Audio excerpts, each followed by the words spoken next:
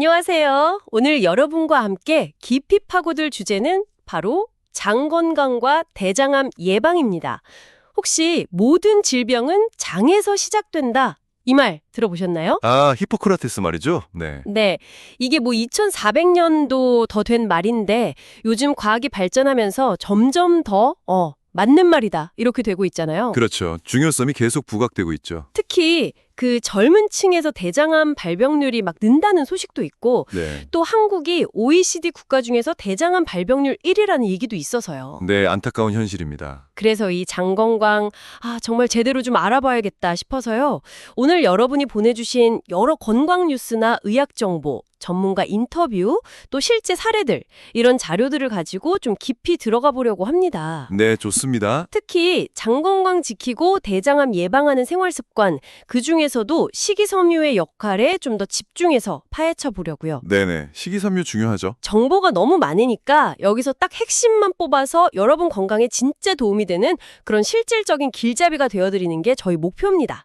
자, 그럼 본격적으로 시작해 볼까요? 네. 흔히 장을 제2의 뇌라고 부르잖아요. 이게 그냥 하는 말이 아니죠. 그만큼 우리 몸 전체에 미치는 영향이 크다는 뜻일 텐데. 맞습니다. 장 건강은 그냥 뭐 음식 소화시키고 이런 걸 넘어서요. 우리 몸의 면역 체계라든가 아니면 전반적인 건강 상태랑 아주 그냥 밀접하게 연결되어 있어요. 면역력이랑도요? 네. 심지어 최근 연구들을 보면요. 우리 뭐 인지 기능이나 기분 같은 거 있잖아요. 정신 건강 이런 거에도 장이 아주 깊숙이 관여한다. 이런 사실들이 막 밝혀지고 있거든요. 와, 정말 제2의 뇌라고 할 만하네요. 네.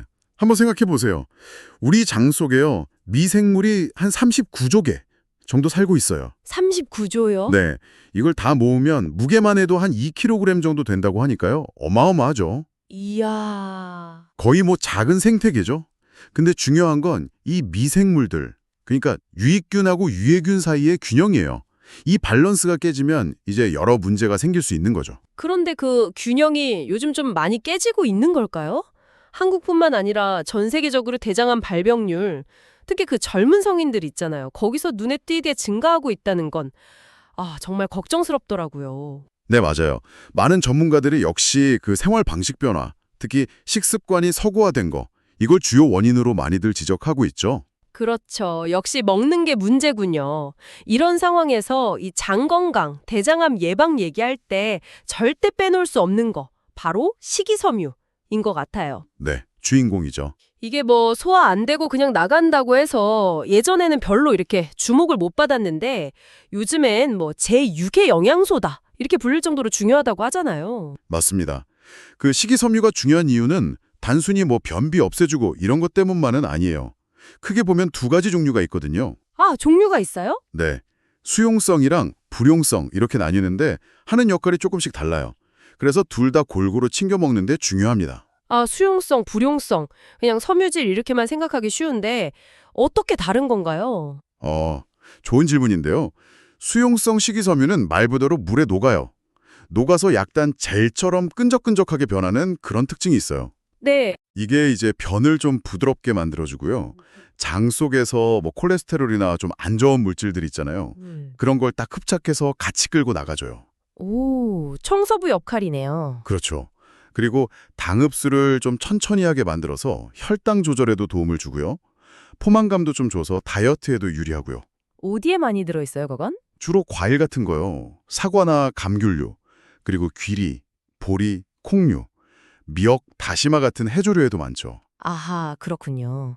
그럼 불용성은 딱 반대겠네요. 물에 안 녹고. 그렇죠. 불용성 식이섬유는 물에 녹지는 않고요. 대신 물을 스펀지처럼 흡수해서 부풀어 올라요. 네. 이게 변의 부비를 확 늘려주거든요. 그래서 장이 좀 더 활발하게 움직이도록 자극을 주고 변비를 막아주는 역할을 하죠. 변 부피를 늘리는군요. 네. 그리고 또 중요한 게 이렇게 변 부피가 커지고 장을 통과하는 시간이 짧아지잖아요. 그러면 이제 발암물질 같은 해로운 성분들이 장 점막에 이렇게 머무는 시간 자체가 줄어드는 거죠.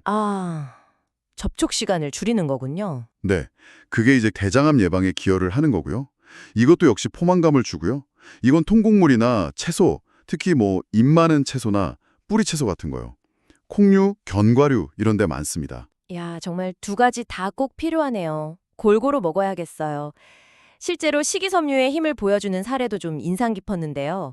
어떤 자료 보니까 대장암 4기의 판정을 받으셨는데 식단을 완전히 바꿔서 채소 섭취를 3배로 늘리고 건강을 회복하신 분 이야기도 있더라고요. 네, 그런 사례들이 있죠. 정말 식단의 힘이 크다는 걸 보여주는 거죠. 전문가들이 보통 하루에 한 25g 이상, 많게는 30g 이상 이렇게 식이섬유 먹으라고 권장하는데 사실 이게 뭐 챙겨 먹으려면 좀 신경 써야 하잖아요. 네, 쉽지 않죠. 현대인들 식단에서는. 그렇죠. 근데 식이섬유 섭취를 하루에 딱 10g만 늘려도 대장암 위험이 한 7%에서 10%까지 줄어든다는 연구 결과도 있더라고요. 네, 맞아요. 그 정도 효과가 있습니다. 이 정도면 정말 의식적으로 챙겨 먹어야겠다 이런 생각이 들어요. 네, 그 효과가 나타나는 핵심 원리를 좀 더 들여다보면 더 흥미로운데요.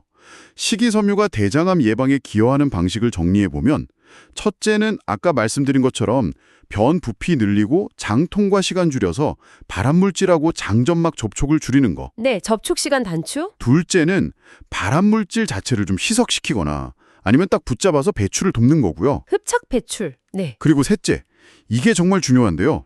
식이섬유가 장 안에 있는 유익균들 있잖아요.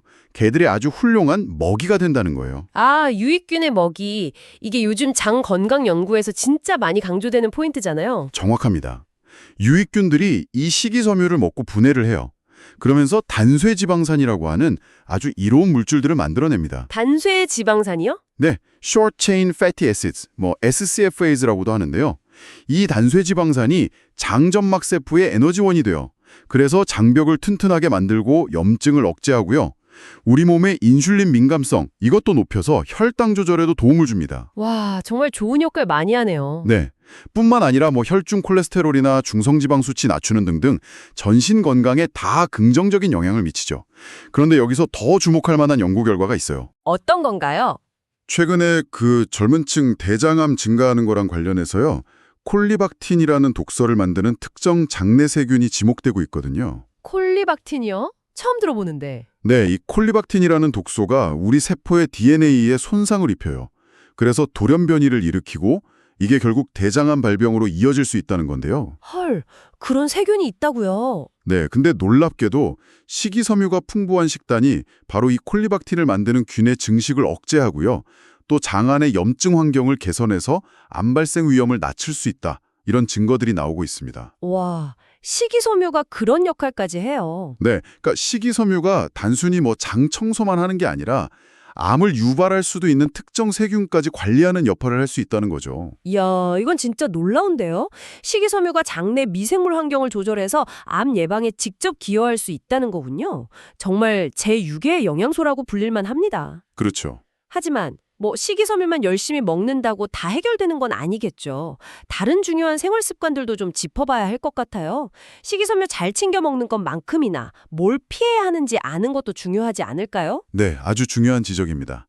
맞아요. 장 건강에 해로운 음식들을 줄이는 노력이 반드시 같이 가야 됩니다. 어떤 것들이 있을까요? 대표적인 게 가공식품들, 그리고 설탕, 특히 음료수에 많이 든 액상과당 같은 거요. 방부제 많이 들어간 음식들, 이런 거고요. 네. 그리고 붉은 육류나 소세지, 햄 같은 가공육 섭취도 줄이는 게 좋습니다. 튀기거나 불에 직접 구워서 좀 탄 음식들, 이것도 마찬가지고요. 아, 고기랑 햄, 소세지. 네, 이런 음식들이 장 안에 있는 유해균들의 먹이가 되거나 아니면 장점막에 직접 염증을 유발해서 장 건강을 해치고 결국 대장암 위험을 높일 수 있거든요. 그렇군요. 실제로 어떤 연구에서는 매일 핫도그 1개 정도 분량의 가공육만 먹어도 대장암이나 당뇨병 위험이 높아진다. 이렇게 보고하기도 했어요. 핫도그 한 개만 먹어도요? 어우, 심각하네요. 피해야 할 것들이 명확하네요. 그럼 반대로 장 건강을 위해서 좀 적극적으로 챙겨 먹으면 좋은 음식들도 있겠죠? 물론이죠. 김치나 된장 아니면 플레인 요거트 같은 발효식품에 들어있는 프로바이오틱스, 이건 장내 유익균을 직접 보충해주는 효과가 있고요. 네, 유산균. 그리고 정말 주목할 만한 게 십자화과 채소라는 건데요. 십장화과요? 그게 뭐죠? 아, 브로콜리, 양배추, 콜리플라워 같은 채소들 말하는 거예요. 아, 네네. 이걸 하루에 한 40에서 60g 정도. 예를 들면 브로콜리 작은 송이로 한 15개? 그 정도만 꾸준히 먹어도 대장암 위험을 최대 26%까지 낮출 수 있다. 이런 연구 결과가 있어요. 26%나요? 와, 엄청난데요. 네, 이 채소들 안에 들어있는 글루코시놀레이트나 플라보노이드 같은 성분들이 아주 강력한 항산화, 항염증 효과를 내기 때문이라고 보고 있습니다. 아, 브로콜리, 양배추 꼭 챙겨 먹어야겠네요. 또 다른 건 없나요? 칼슘 섭취도 중요해요. 하루에 한 700에서 800mg 정도. 저지방 우유나 유제품, 콩, 두부, 아니면 뼈째 먹는 생선 같은 거요. 이런 걸로 섭취하면 장점막을 보호하는 데 도움이 됩니다. 네, 칼슘. 다만 짠 음식은 칼슘을 몸 밖으로 내보내니까 좀 싱겁게 드시는 게 좋겠죠. 아, 그렇군요. 십자화과 채소랑 칼슘. 기억해 둬야겠습니다. 이렇게 잘 챙겨 먹는 것과 더불어서 우리 몸을 좀 움직이는 것도 빼놓을 수 없겠죠. 운동 말이에요. 네, 맞습니다. 규칙적인 운동은 장 건강에 여러모로 좋아요. 운동 자체가 장내 미생물의 다양성을 높여주고요. 아까 말씀드린 그 유익한 단쇄지방산 생성도 촉진합니다. 아, 운동의 미생물 다양성도 높여요? 네. 그리고 장 운동을 활발하게 만들어서 배변 활동을 돕고 체중 관리나 염증 감소에도 효과적이죠.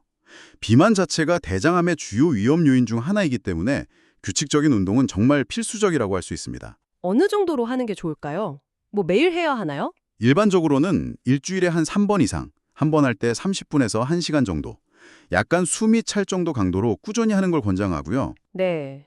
실제로 어떤 연구에서는 신체 활동량이 많은 여성이 주로 앉아서 생활하는 여성보다 훨씬 건강한 장내 세균 구성, 그러니까 유익균 비율이 더 높게 나타났다고 해요. 아, 역시 몸을 움직여야 장도 건강해지는군요. 알겠습니다. 그리고 또 기본적인 거지만 우리가 좀 놓치기 쉬운 거, 바로 물 마시는 거요. 맞습니다. 충분한 수분 섭취, 이건 건강한 장의 기본 중에 기본이죠. 물을 충분히 마셔야 변이 부드러워지고 배변이 원활해져서 변비를 예방할 수 있잖아요. 그렇죠. 수분이 부족하면 변이 딱딱해지고 그러면 아까 말한 발암물질 같은 해로운 성분들이 장에 머무는 시간도 길어질 수밖에 없겠죠. 아침에 일어나자마자 미지근한 물 한 잔 마시는 습관이 좋다는 얘기도 있더라고요. 장 운동 촉진해요. 네, 좋은 습관입니다. 하루 총량은 보통 5잔 이상 아니면 1.5리터에서 2리터 정도, 그러니까 컵으로 한 8잔에서 10잔 정도를 목표로 하시고요. 한 번에 막 벌컥벌컥 마시는 것보다는 조금씩 자주 마시는 게 더 좋습니다. 조금씩 자주. 알겠습니다. 자, 그리고 다음은 좀 흥미로운 습관인데요. 장에게도 쉴 시간을 주는 게 중요하다고 합니다. 바로 적절한 공복 시간 유지. 이게 뭔가요? 네, 이것도 중요한 포인트예요. 우리가 음식을 안 먹는 동안에도 장은 쉬지 않거든요. 계속 연동 운동을 하면서 남아있는 찌꺼기나 세균들을 청소하는 과정을 거쳐요. 아, 우리가 밥 안 먹을 때도 장은 일하는군요. 그렇죠. 이걸 이동성 위장관 복합 운동, 줄여서 MMC라고도 하는데 일종의 장 자체 청소 시스템이라고 보시면 돼요. 네네. 근데 이 청소가 제대로 이루어지려면 식사하고 다음 식사 사이에 충분한 공복 시간이 필요해요. 보통 하루에 한 10시간 정도 공복을 유지하는 것이 장 건강에 도움이 될 수 있다고 봅니다. 10시간 공복이요. 저녁 먹고 아침 먹을 때까지 정도네요? 네, 그 정도면 충분할 수 있죠. 물론 너무 극단적인 단식은 주의해야겠지만 쥐 실험에서는 24시간 단식을 시켰더니 노화된 장 줄기세포 기능이 회복됐다는 그런 흥미로운 결과도 있었어요. 와, 장도 쉬어야 일을 더 잘하는군요. 신기하네요. 그리고 이건 건강 얘기하면 늘 빠지지 않는 두 가지죠. 금연하고 절주. 이것도 당연히 중요하겠죠. 네, 그렇습니다. 과도한 음주는 장내 유익균 환경에 해를 끼치고요. 장 운동 기능도 떨어뜨릴 수 있습니다. 하루에 한두 잔 이내로 제한하는 것이 좋고요. 네. 흡연 역시 여러 연구에서 대장암 발생 위험을 높이는 요인으로 꾸준히 지적되고 있습니다. 알겠습니다. 금연, 절주도 필수. 자, 마지막으로요. 식이섬유 섭취나 운동만큼, 아니 어쩌면 그 이상으로 모든 전문가들이 공통적으로 강조했던 게 있습니다. 바로 정기적인 대장 내시경 검사입니다. 네, 이게 정말 중요합니다. 아무리 생활 습관을 잘 관리한다고 해도 100% 예방은 어렵기 때문에 정기검진이 방파제 역할을 하는 거죠. 그렇죠. 대장암의 한 90에서 95%는 용종, 영어로는 폴립이라고 하는 작은 혹에서 시작되거든요.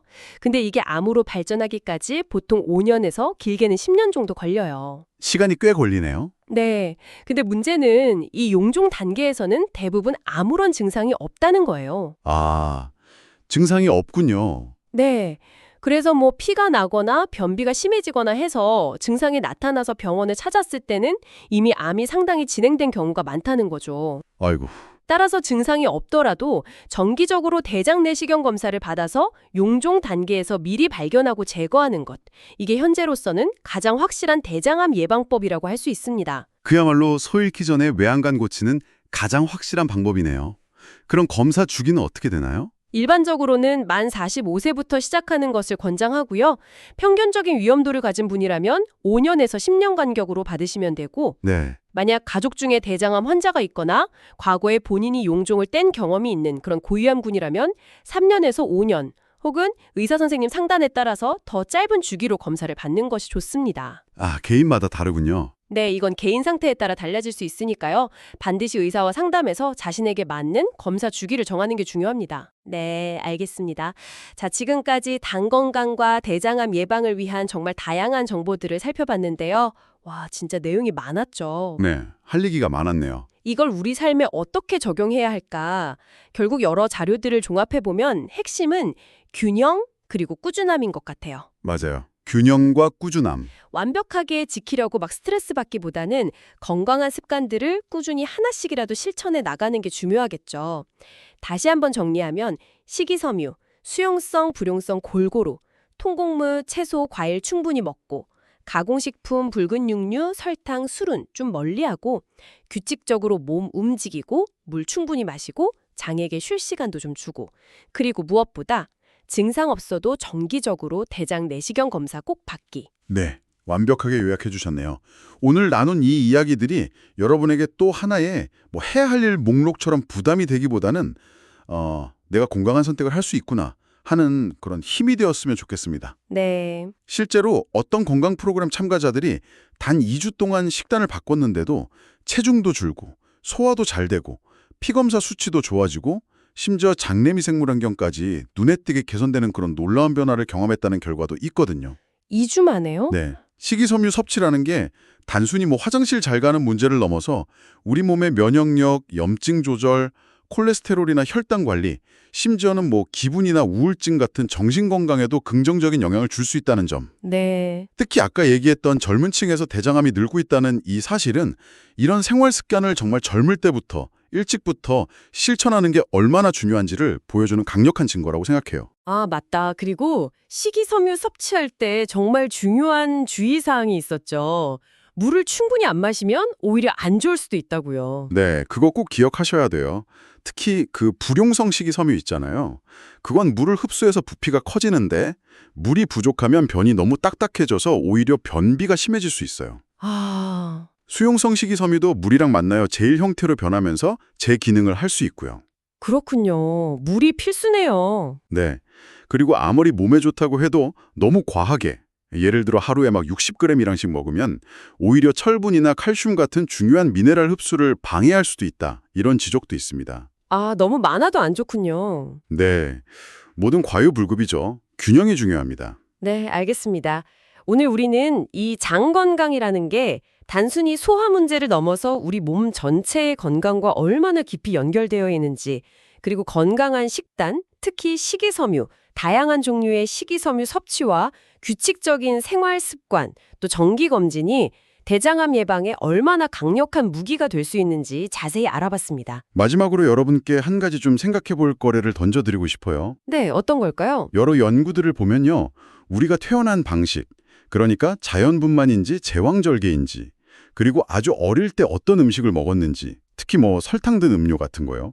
또 항생제를 얼마나 사용했는지, 이런 초기 생애 경험들이 우리 장내 미생물 환경의 기초를 만드는데 굉장히 큰 영향을 미친다는 거예요. 아, 어릴 때 경험이요? 네.